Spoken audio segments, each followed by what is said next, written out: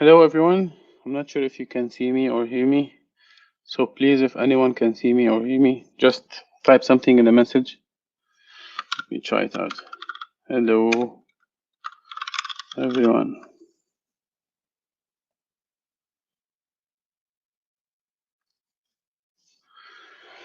I'm gonna give it a few minutes, maybe a minute or two, before we start this session.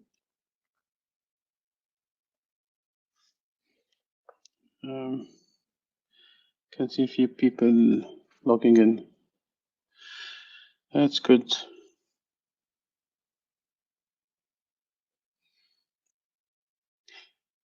If anyone is watching me live, can you just type any message? Just testing it, please.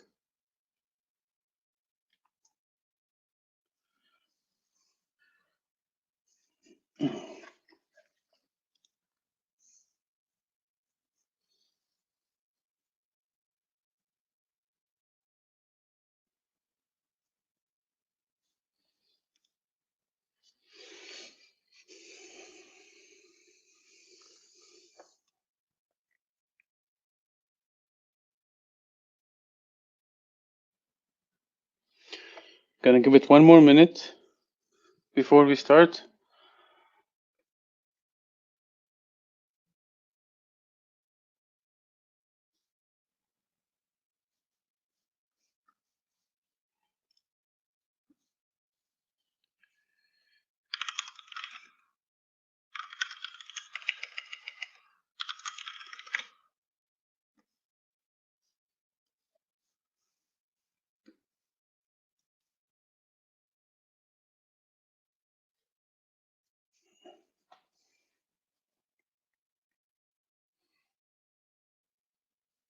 All right, so let me start. I think we are now, yep, few people have joined. Thank you everyone for making the time. My name is Ziad Jammal. I'm part of the Google Cloud team based out of Dubai. I joined back in 2017, and I've been really lucky enough to watch the whole evolution of cloud. I've been in the industry for a long time, around 20 years. So I've seen so many changes in this industry, and I'm gonna talk about some of these during my talk today. So the main topic of this session is Istio. So we're gonna talk about Istio. What is Istio? What is a service mesh, and how does it help you, and how can you implement it and make use of it. But before talking about Istio itself, we need to definitely talk about why we ended up here and why Istio in the first place was born, what problem it's trying to solve, and what's in it for you. I'll try to I'm gonna cover a few topics. So let me. This is the content for today. We have to start somewhere. We cannot just dig straight into Istio. I'm gonna start with the whole monolith and the whole hype around monolith and versus microservices, and then we're gonna talk about containers. We're gonna talk about Kubernetes. We're gonna talk about JKE briefly, because my demo is based on Istio on top of JKE. JKE stands for Google Kubernetes Engine. We're gonna talk about microservices and what challenges it puts on the table, and why adding a mesh with Istio might be a good option for you to solve some of these issues. And we're gonna look at a live demo at the end, and hopefully leave a room for Q&A regarding Istio or Kubernetes or JKE or Google Cloud in general. So I'm gonna start. This is an absolute beginner course. It's hard to tailor or customize content without knowing the audience. So I know some of you are beginners, some of you are intermediate or advanced. So if you find this really beginner stuff for you, please bear with me. hopefully we'll do follow-up sessions on it. But if you haven't heard of Istio, I think this is the right place to start. I'm still not seeing any comments. Can anyone please just type any comment? Just want to make sure that I'm receiving the comments or questions or answers. Let me just make sure I have it opened. All right. Cool. So the whole monolith versus microservices story, and I'm sure you've been into this discussion with your friends or with your colleagues at work, with your manager. Definitely, when you talk about monolith and microservices, you're talking about different design patterns, and there are trade-offs with every single choice you do, especially in this design phase. There are trade-offs that you have to be aware of. Talking about monolith specifically, this is a very traditional, classical way of doing application. It is a one big fat giant.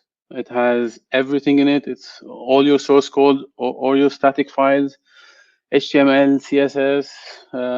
They are connected to usually one database. The whole request comes in. You have some maybe listeners. You do authentication. You do security. You do logging. You do monitoring. It's a full, one single stack. It's a monolith application. It has its own benefit, definitely, but there are challenges that the industry quickly spotted, not quickly, probably in early 2000, where the whole microservices became more frequent. The biggest problem I see with Monolith is, first, when you want to deploy a new revision or you want to deploy changes, a new version, there's always a big bang around it. There's so many people involved, so many approvals, so many, people are dependent on other people and teams are dependent on another team. And sometimes I have to be involved in a release where I haven't changed anything within my, let's say, scope of this application. I do a scope, a certain, let's say, feature. Although I'm not part of a new release, I have to be involved because it's all or none in this release.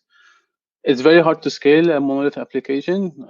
You have a big application. Let's assume it's called whatever Mina application. If you want to scale it, you have to scale it all by itself.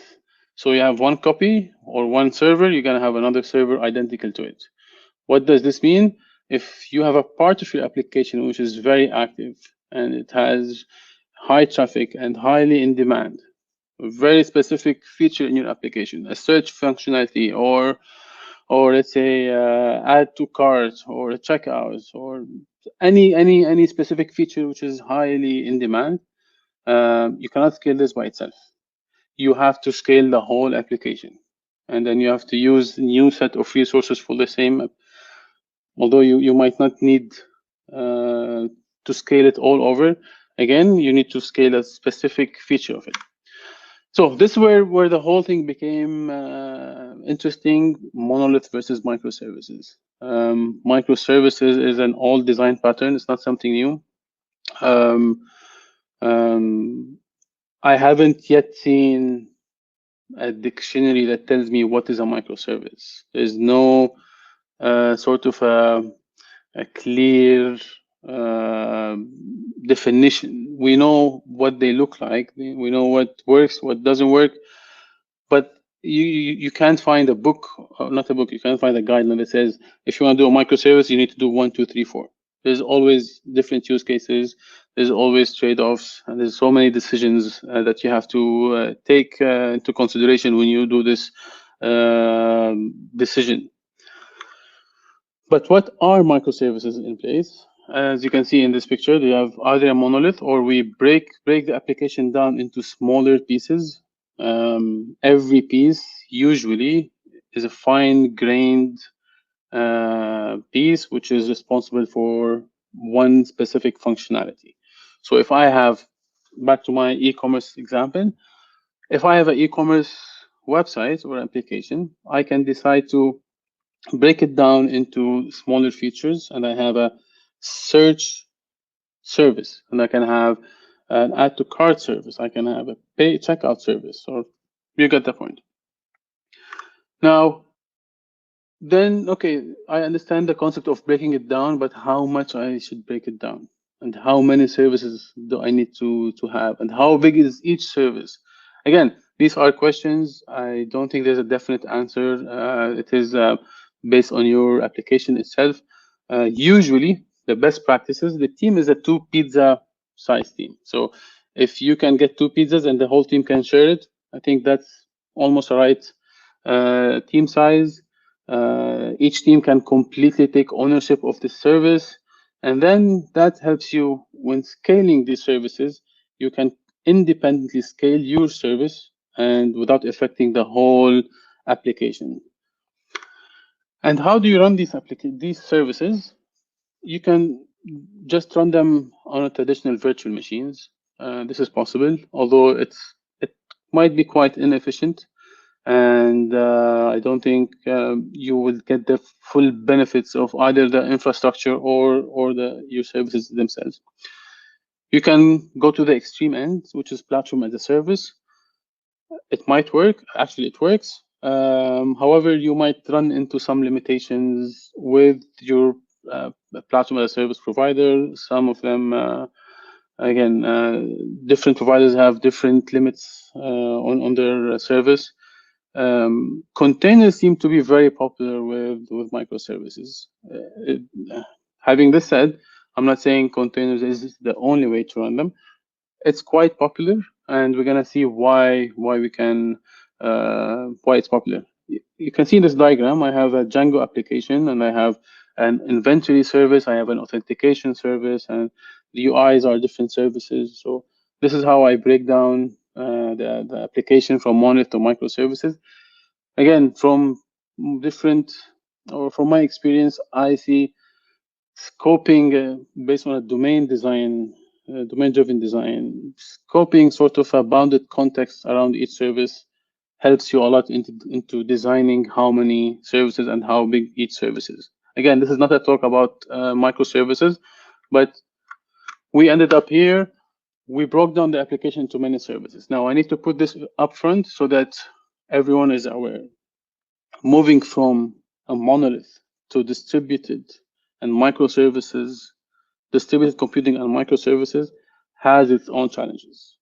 There are so many benefits, and I think the benefits outweighs probably the disadvantages. But I have to be honest, and I have to tell you that you will end up having some of the challenges that you were not expecting.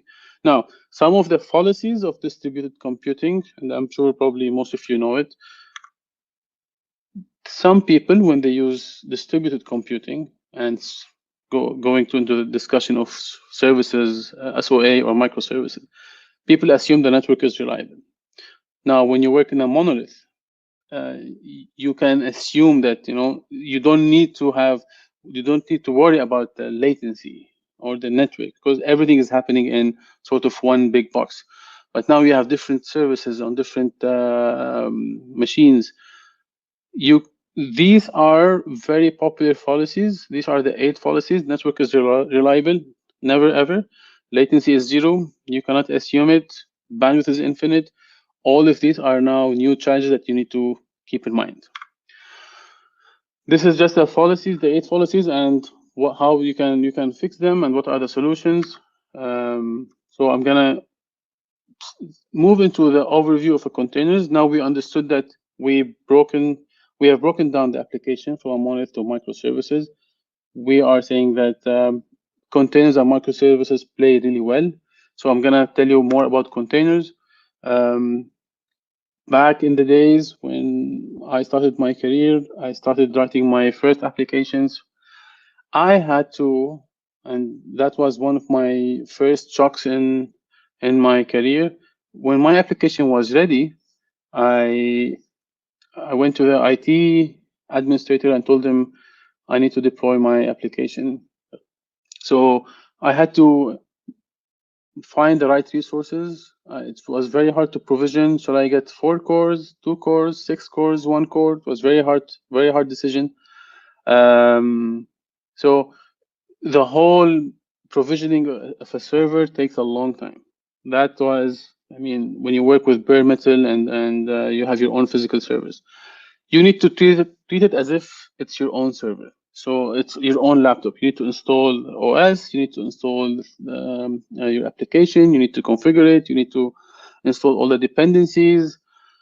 It works. It's a lot of time, and then it's very hard to scale. Utilization is not at its best. You might have 4 cores. You're using a 1 core or a half a core, or you want more. So this is a traditional way of deploying things back in probably 20 years ago when I started. And then virtualization came into the game, and virtualization probably changed a big part of this deployment.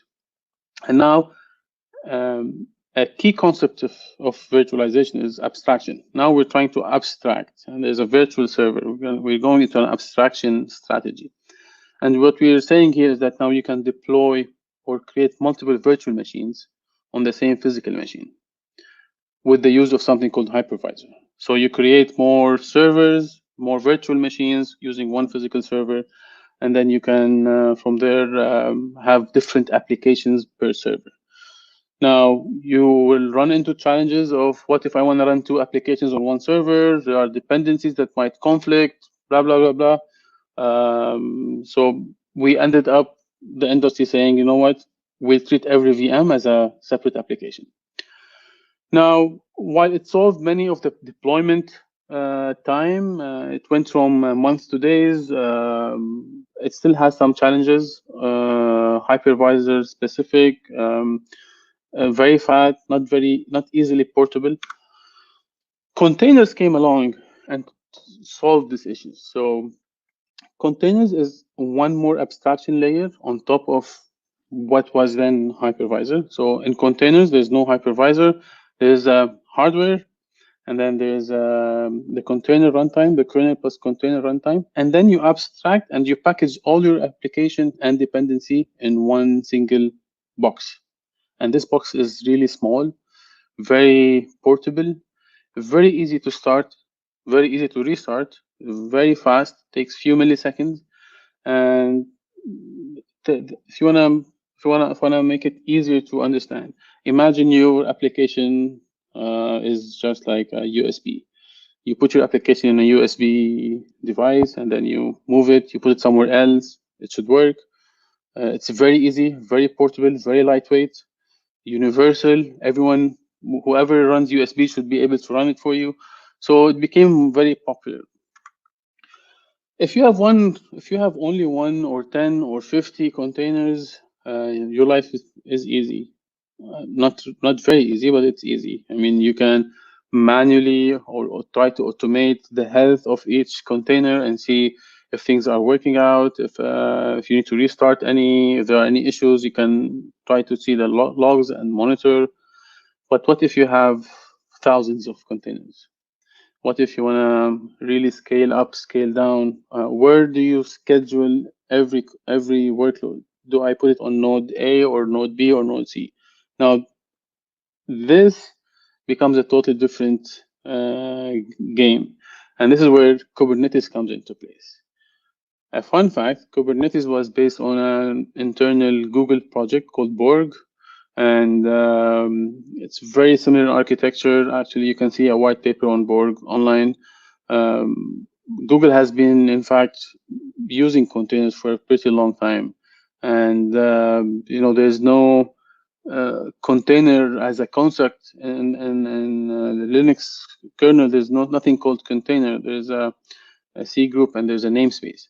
And then container is a sort of a combination of these two constructs. So Kubernetes was developed by Google and open source, I think around 2013 or 14. And it sort of became the standard when it comes to orchestration of of containers. There are different tools there. There are different good tools out there, but I think Kubernetes is the most adopted tool to orchestrate containers. So it's an open source. It has some really cool built-in primitives and constructs like deployment, scaling, and monitoring, and rolling up upgrades. It's been tested for a long time internally at Google, and then outside of Google as well. It does so many cool things. Since again back to the policies of networking, of distributed computing, it handles networking for you. It handles load balancing for you. It does some logging and monitoring. It scales up, scales down. Does some really cool things. Unfortunately, this is not a Kubernetes talk, but I have to just mention what Kubernetes does, because we're gonna Istio plays a big part, or Kubernetes plays a big part of my Istio demo. For people who are not aware of Kubernetes, for now, just think of it. You have a Kubernetes master, and you can have a Kubernetes master node and the worker node. Master is the brains. It decides which container runs on which node. The whole nodes are called a cluster. So you have a cluster. These nodes can scale up and down your workload. So let's say pod 4 on the screen can be your, let's say, search feature. If there is more demand and high traffic on this pod, Kubernetes might say, I'm gonna spin up a new pod 4 here and pod 4 here, and then you have a load balancer and make sure that for that period you have enough capacity, and then when there's no demand, it can scale down. Now, I'm not here to talk a lot about JKE, but again, I have to say this upfront as well. Managing Kubernetes by yourself is not fun at all, and it's not an easy task. It's definitely doable. Many people are doing it, but Kubernetes was developed to move a lot of the challenges, lots of the operational challenges. I mean, there's no point of you spending most of the time managing on infrastructure while Kubernetes can do, or manage Kubernetes like JKE can do a lot of things for you. If you want to look at how do you deploy Kubernetes by yourself, there's my colleague Kelsey has written a lot about Kubernetes the hard way. You need to provision the hardware. You need to provision a CA and generate TLS certificates. You need to install the etcd database. You need to install the control plane binaries. There's a lot of work. And then even after you manage doing all of this, you come to day 2 problems. And then how do I make it highly available? How do I make sure it's encrypted and it's secure? How do I do backups and disaster recovery? How do I do rollouts and security patches? How do I manage users? Again, it can get very complex. JKE automates all of this and manages everything for you. You can, with a single click, have literally a production-ready cluster. And I'm gonna create a cluster now, and we're gonna see how easy it is to create it. JKE has been GA for almost now, if I'm not mistaken, 4+ years, if I'm not mistaken. And we've managed massive clusters. And I mean, if you have time to play around with JKE, I definitely suggest that you go ahead and try it out. It really simplifies a lot of your Kubernetes operational management. So I don't want to go about the JKE features, but there's loads of them. You can do auto repair if a node is down. It can drain it. It can create a new node, attach it to the cluster, redeploy your workload. It can do automatic upgrades. It can auto scale horizontally or vertically. There's a regional cluster. You can auto balance between them. So let me go ahead and show you quickly how you can create Kubernetes cluster in JKE. So this is Google Cloud Platform. From the main menu, you can scroll down and go to Kubernetes engine and go to clusters. Go ahead and click on create cluster. You give your cluster a name. Let's say this is Istio demo. You can decide whether you want it zonal or regional. There are some nice shortcuts here. So you can, there's a concept of node pools. You can have different node pools in your cluster. So I might say I need a pool which has a very high CPU, another pool have high memory ratio, one pool have GPUs or TPUs for machine learning.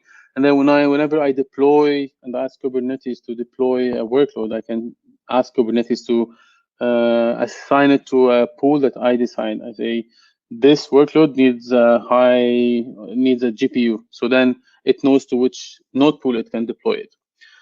Lots of great stuff here, and if you look at the options that are available, I've created upfront cluster so that we don't waste time. I've created an Istio demo cluster, 3 nodes. But I want to share another screen now. Just give me a second. Where is this? All right. I'm sharing now a new screen.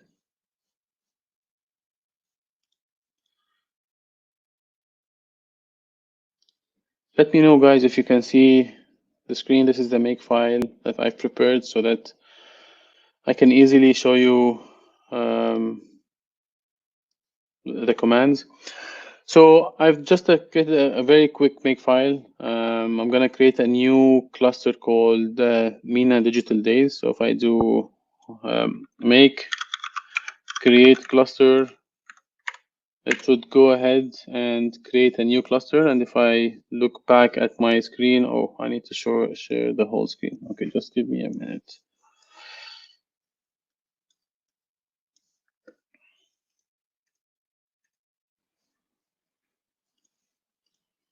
I think this should be better. Now I think you can see both screens, right?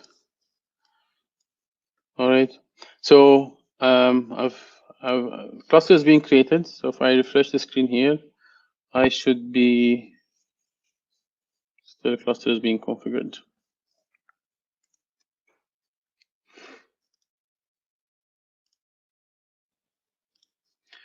All right. So while the other cluster is being configured, let me go back to my slides. So here. So I'm going to create a JKE cluster, which I've created ahead of time. And now we're going to show you some of the Istio benefits.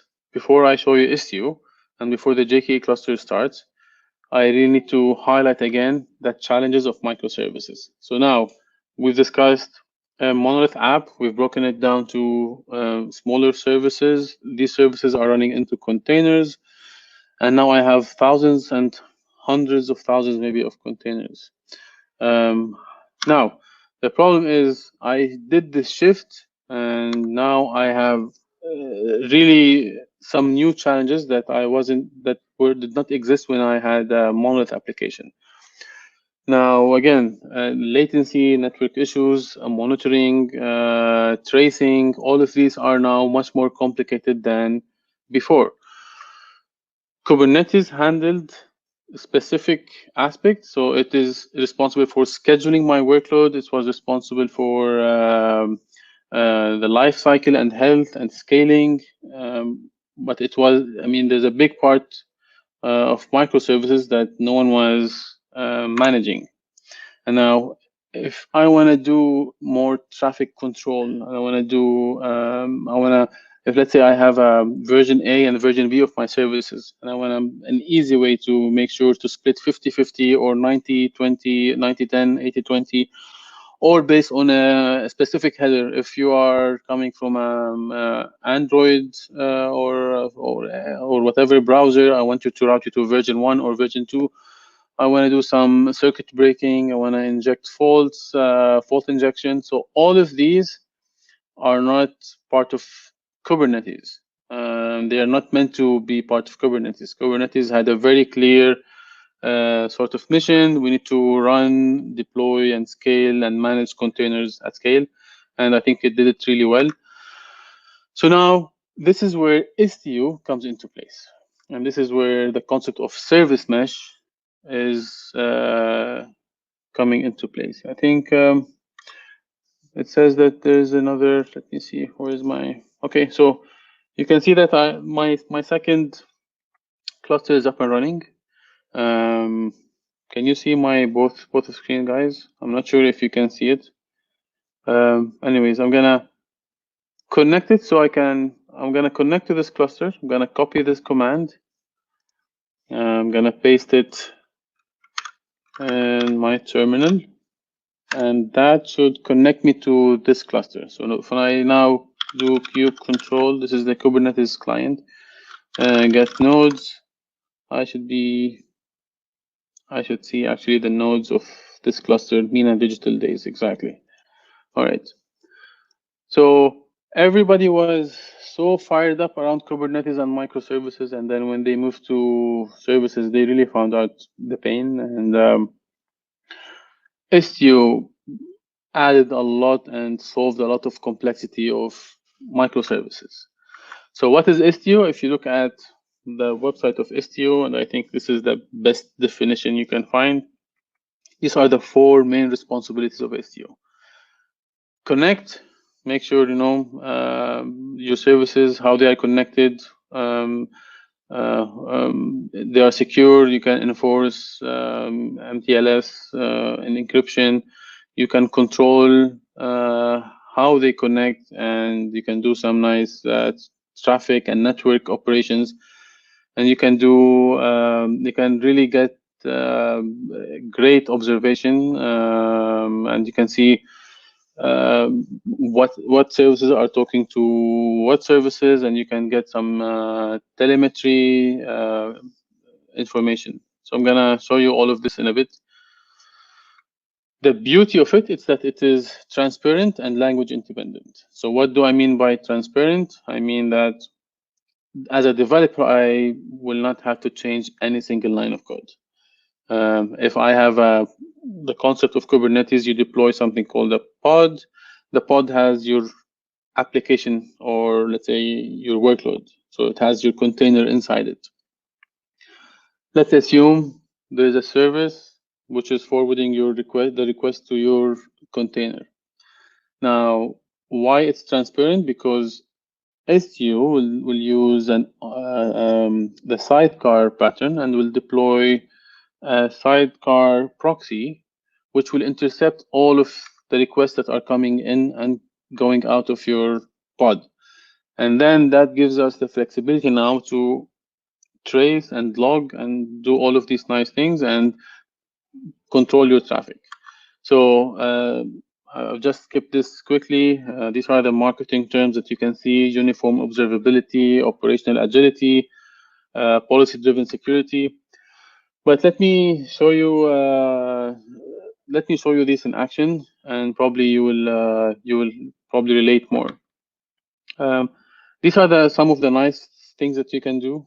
I don't know if you can, yeah, you can still see my screen. Service A, you can say I want 95% to go to these, and I want 5% to go to service B prime. Oops, something happens. Yeah. You can again inspect the header and say if it's Apple or Android, and route traffic based on these.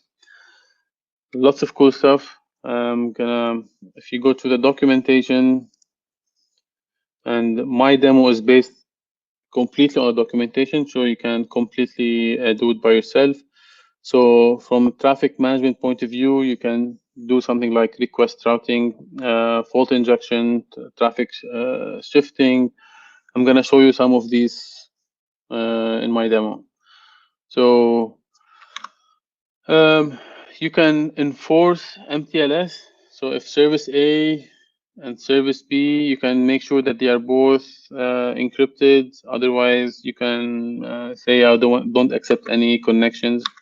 Looking at an overview of how Istio is architected, there is a sidecar. So this is your application. Let's assume service A is your application, service A, and there's a service B. It's transparent, language independent, means you do not have to do anything. Istio, you can utilize the Envoy proxy. It sits next to your workload inside your pod. So if this is a pod, this is your workload, this is your service.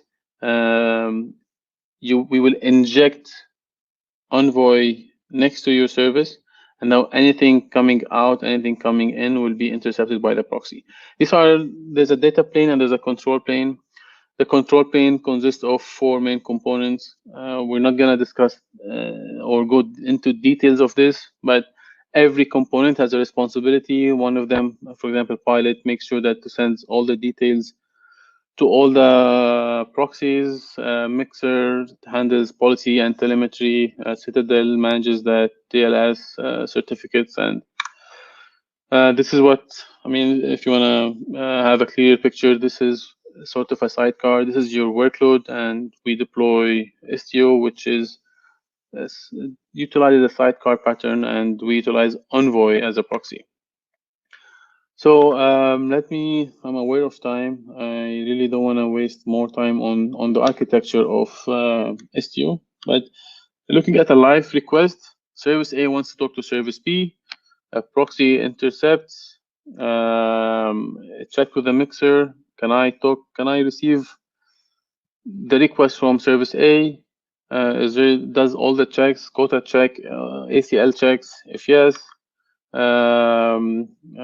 it goes to service B, and then while it's doing this, it's always logging all the metrics, and then before it goes back to service A, it also checks with the mixer, and then just responds to service A with the response.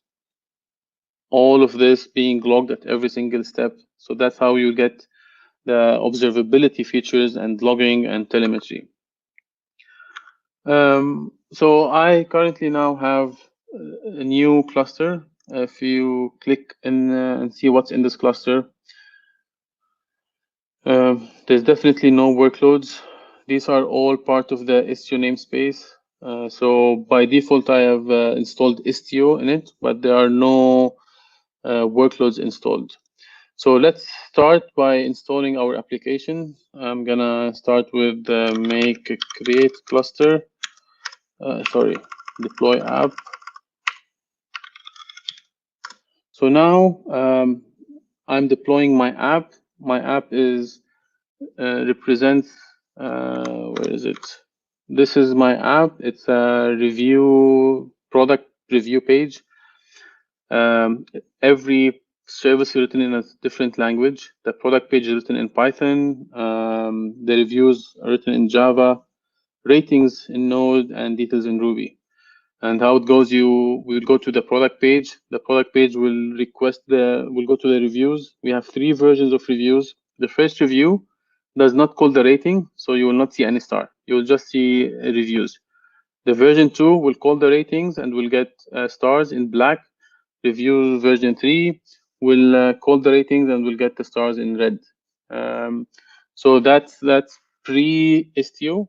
Once we install Istio, you will see that the proxy is being installed next to each single service. And now when your request comes to product page, the request will be intercepted by the Envoy before it forwards the request and logs anything. So my app is now deployed. So if we go and refresh, you can see now there's reviews, 1, 2, 3, ratings, and the details. Deploying the app doesn't mean you can access it, but I want to show you something interesting. Let's go and see the ratings workload. So this is a pod, and currently this is the pod. If I look at it, there is only one container. But telling you about Istio being injecting something next to it. That's because we did not inform the cluster that we need to auto-inject the envoy. So for this, there are two ways. You can either label the cluster that from now on auto-inject Istio. So I'm labeling the cluster default with Istio injection enabled. So now every time I do a new deployment, the Envoy proxy will be deployed next to my application. Now to enforce this, I'm gonna inject Istio again. Inject Istio. Okay.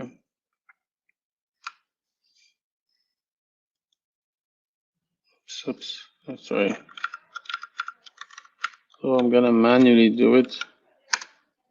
So now I'm deploying Istio, and I should expect that this new rating to change actually and have a new let's see what's gonna happen. Gonna refresh again. Okay, now you can see the details and all other workloads have a new version. And if I look at the container, I can see now there is the details, which is the actual workload, and there's the Istio proxy. So now I made sure that Istio is installed, and now I can track different also workloads. If I see reviews, all of them are being now updated. Reviews v1. If I look at this, you can definitely see that there are now 2 containers running. Sorry, replica set. This is the pod, this is the second version, and there are the 2 pods. Okay, great. Now we have Istio installed and the application is deployed. That doesn't mean you can access the application yet. We need to utilize the ingress gateway of Istio, which is the entry point. And if you see the diagram, this is the ingress gateway where all the request comes in. So I'm gonna create this, create ingress gateway, and I need to create something else, which is destination rules. Again, this is, I don't want you to get overwhelmed with these. These are very straightforward constructs that you can easily understand. What I just did, I just created an ingress gateway, and I made sure that I defined that for ratings, I have a version 1, 2, 3. For reviews, I have versions and just some sort of definitions. And now, technically, if I go to my application / product page, which is it this one? Sorry, this one, not this one. Istio Ingress Gateway, I think it's this one.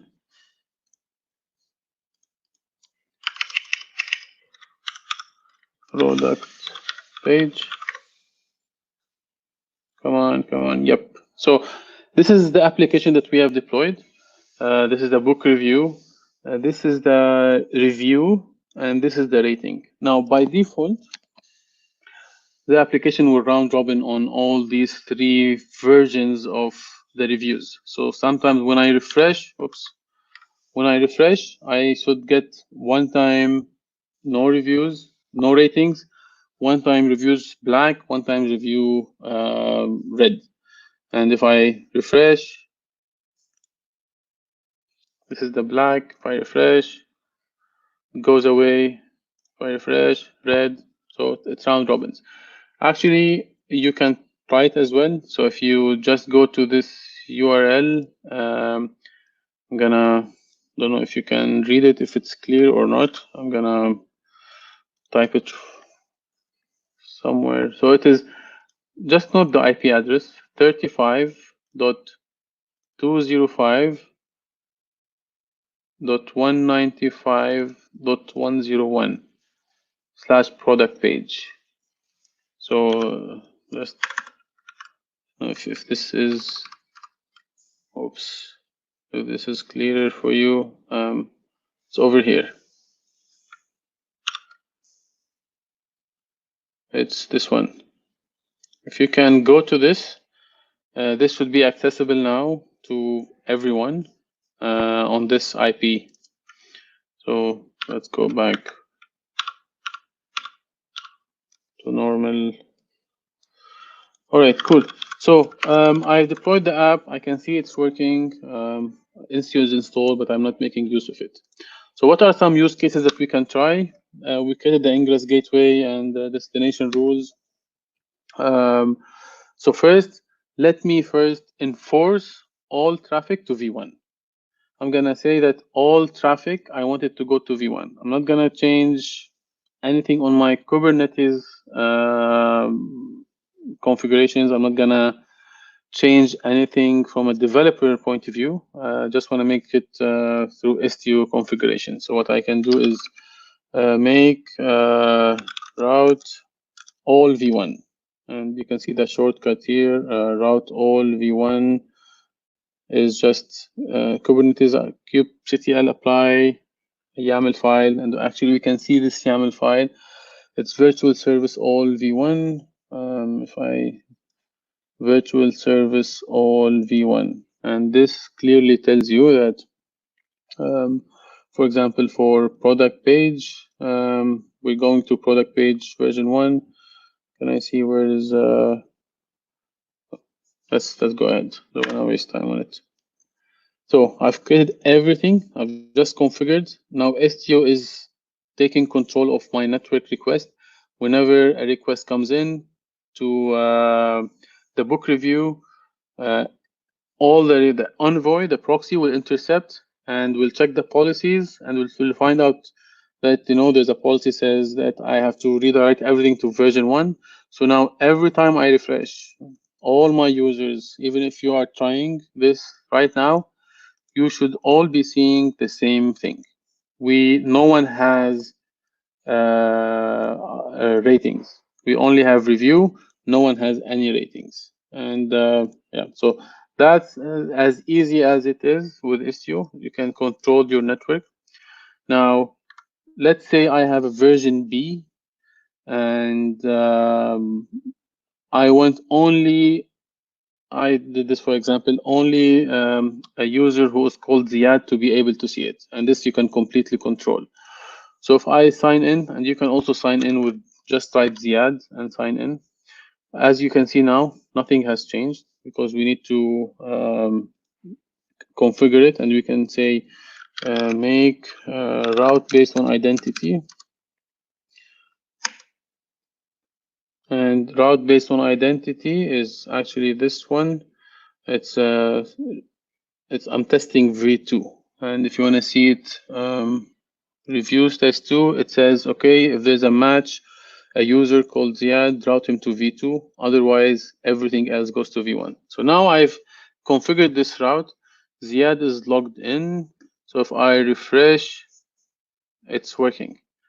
So I'm getting the version 2 of this service. If you try it without logging in, so let me sign out, and you can see I'm back to version 1. That's really cool. It's as easy as just doing some configuration. Imagine how much interesting it will be to easily manage different versions, and you do A/B testing or canary releases. Let's see what we can do else. Let's say I want to split between version 1 and version 3. I want to do 50-50. Now I have version 3. I want to split 50% for version 1, 50% version 3. Remember, version 3 has the red stars. So we can do make and route, was it route or split? Sorry, split routes 50-50. And again, if you, nothing magical here. If you look at the file, this is review 50-50, which is this one. It says anything from the reviews service, I want to split them by weight 50-50 between version 1 and version 3. So now if I refresh, I should see, I'm not seeing anything actually. Let me try it. Make split routes 50-50. All right. Let's see if this. So now some of them is going to version 1, which has no stars, and some of them are going to red. So I'm splitting my request 50-50. I still have 9 minutes to go. I'm gonna try to finish this very quickly. So let's assume I'm happy with my version 3. I want to split everything and everyone to version 3. I can do make route everything to version 3, and this is technically saying make this 0 and make this 100. So now everyone, if you're trying it with me as well, everyone will should see the red stars. So this service is calling the rating service, and the reviews is always version 3 now. That's why you're always getting the red stars. You can inject HTTP delays. So let me see how much I still have. We can do this last one, and then we can move on. Let's assume you have reviews version 1, reviews version 2. A product page is calling version 2 only if Ziad is logged in. And this is an example. You can say if this has a header called XYZ, which is equal to X prime, Y prime. So this literally can be anything that you define from an application layer. You can just pass the header, and then you can control it from Istio. So product page, which is this one, is calling reviews, but calling review version 2 only if Ziad is logged in. Now, this service has a 10-second timeout. So it's hard-coded. I have hard-coded this that it has 10-second timeout. With Istio, I'm going to inject a 7-second delays. When it calls to rating, I'm going to inject 7-second delays. So that should take around 7 seconds. But still, this is still less than 10 seconds, and this should absolutely work fine. There's no problem at all. Now, on the other hand, product page, which is calling this service, has a 3-second timeout. So let's assume you don't know this information. Let's see what's going to happen. So if I do make inject HTTP delay, so now I've injected this 7 seconds. And again, what's really cool about this is it's all configuration based. We're not changing the code at all. So if I look at the inject, where is it? Delay here. I'm gonna show you the code, but for the sake of time, what's happening here? Let me go back here. So again, remember, only when Ziad is logged in, I'm going to version 2, and now you can see this is taking a longer time. I've injected 7-second delay, but you're still facing a problem. That's because, and that's a really nice way of finding and testing your services. That's because product page has a 3-second timeout. So that called reviews version 2, which was taking 7 seconds. This is fine, but that terminated the call after 3 seconds because it is timed out. So you can really do some really HTTP delays and fault injections to check how resilient are your services. You can really achieve great visualization of your services. You can achieve actually something like this with tools like Kiali. You can find out because of the Envoy and your logging and logging every single metric, you can really now find out your dependency, what service is calling what, how many versions are there, which one is live, and you can see some telemetry. 33% are going here. What are the requests per second? You can really find great visualization, and this is all customizable. You can use Grafana, you can use Kiali, you can use different tools, but the point is Istio is now collecting all these metrics and makes it much easier for you to reach this observability state.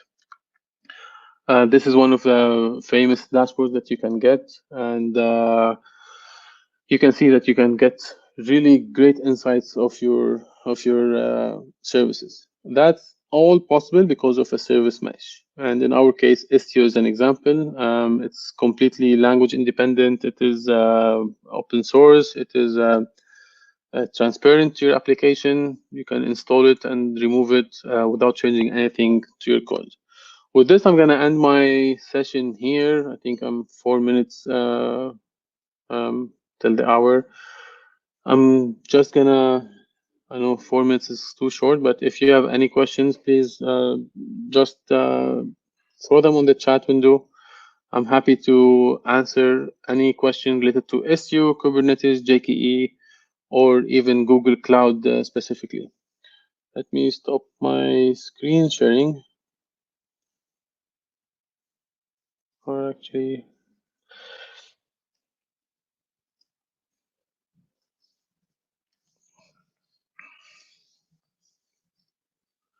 Abdurrahman, I'm done from my side. If you want to leave these 3 minutes for questions, I'm happy to stay.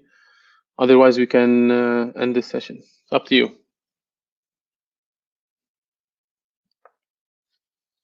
Let me check these questions.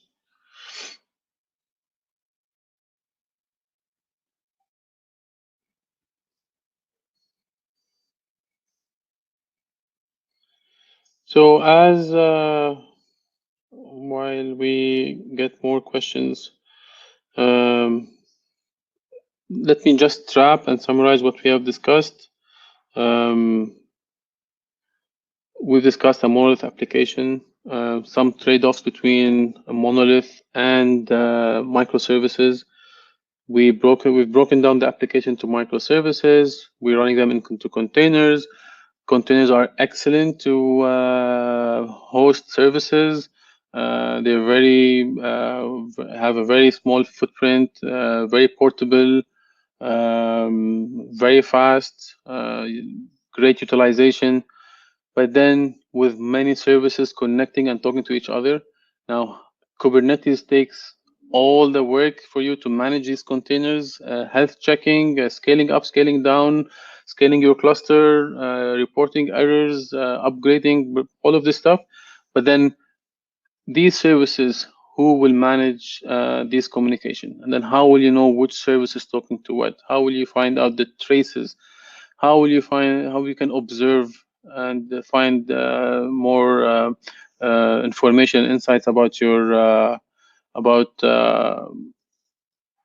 sorry, I just received more questions. Yeah. So how will you observe and find what services are talking to what services?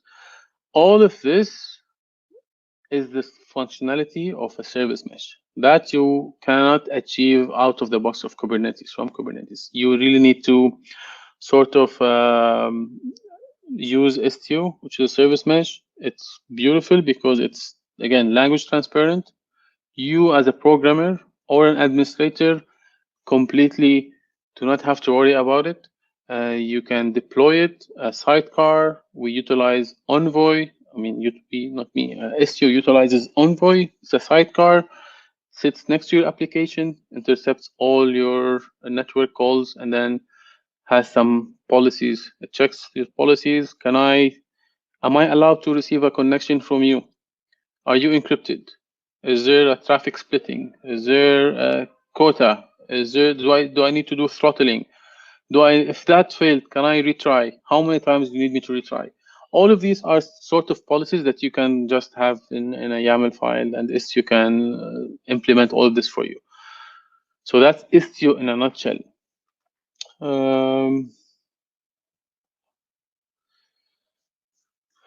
I think we are exactly 8 o'clock.